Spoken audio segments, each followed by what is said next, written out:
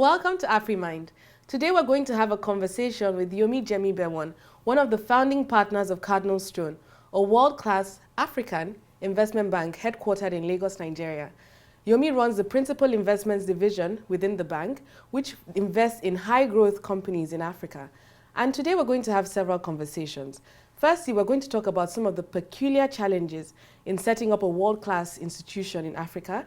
And then secondly, we're going to go into Yomi's turf and talk more about some of the things he looks for when he's trying to invest in portfolio companies. And we're going to also have a discussion on some of the challenges, the unique challenges that companies face when they're trying to raise funds in Africa. So thank you once again, and welcome to the conversation. Did you face any bottlenecks in setting up an investment bank? And I want to understand, I think for people who are looking to either set up institutions like yours or organizations like yours, what are some of the challenges that you would face in setting them up, just in the setting up, not in the necessarily the execution? Okay. First of all, I think one of the I'll say two great things that we were lucky enough to do and to do right in setting up Cardinal Stone was, one, identifying 4 partners that had similar visions and that were ready to put egos aside, sit down collectively and say, what is our joint vision? Yes. Why are we all doing this? What do we collectively want to achieve? What is the commitment we will all make? How would we make sure our egos don't get in the way? On day one, we sat down and we discussed this. Now, we weren't so bright that came into our heads. We were going to do this, but I'm going to the second point.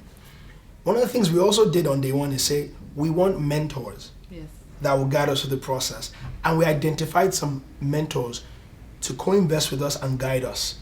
And, our chairman, our other non-executive directors, and, other shareholders have been instrumental. One of the first meetings we had at Cardinal Stone was with our chairman, who sat down with us in his living room. He made coffee for us. And he said, why are you each doing this? And he said, forget about the money. Ask yourselves, what's your motivation? What's your dream? What's your passion? And make sure everybody knows each other's passion. Now, I think that's half the battle. Yes. Because, we faced a lot of challenges along the way. But what happens? We all come back to the room. We've had a lot of arguments. But what happens? We all come back and say, remember the vision we had. And remember the rules we gave ourselves. Yes. And we come back to the room. In terms of the process, it was first identifying each other.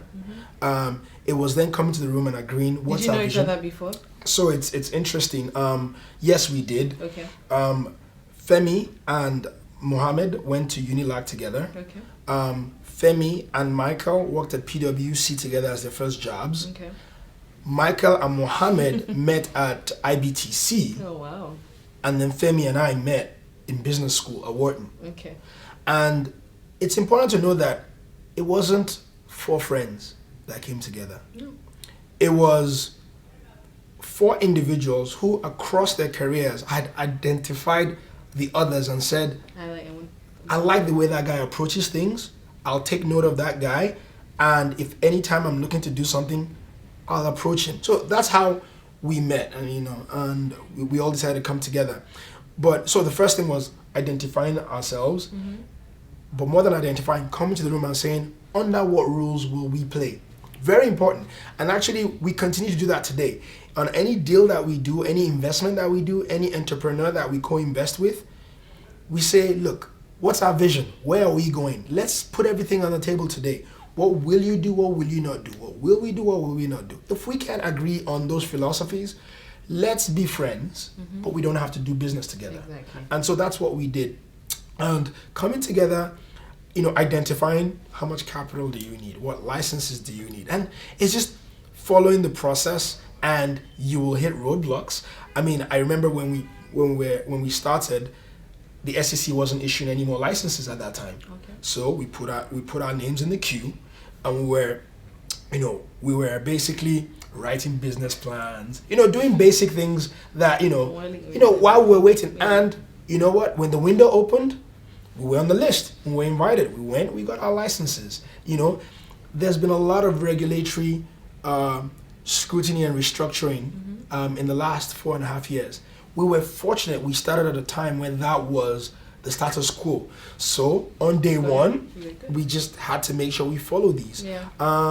But honestly, the biggest challenge again, like I said, is after you identify the partners, you come together, you identify your mentors, and you're going through the process. The biggest challenge is finding the people to go on that journey with you. And that continues to be the biggest challenge.